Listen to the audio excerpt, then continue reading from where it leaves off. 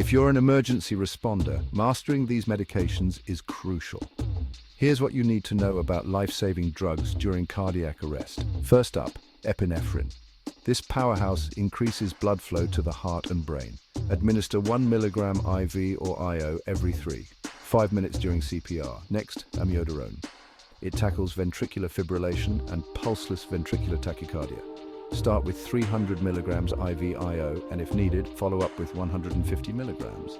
Lidocaine is your alternative to amiodarone. It's dosed at 1.5 milligrams per kilogram IV/IO initially, with a second dose of 0.75 milligrams per kilogram if necessary. For bradycardia, you need atropine.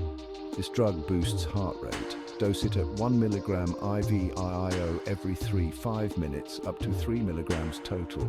Sodium bicarbonate enters the scene for severe metabolic acidosis or long resuscitations. Administer 1 mg/kg IV/IO based on the patient's condition. Lastly, calcium chloride, useful in hyperkalemia and specific overdoses, typically 2 grams IV/IO. These meds are your lifeline in advanced cardiac life support.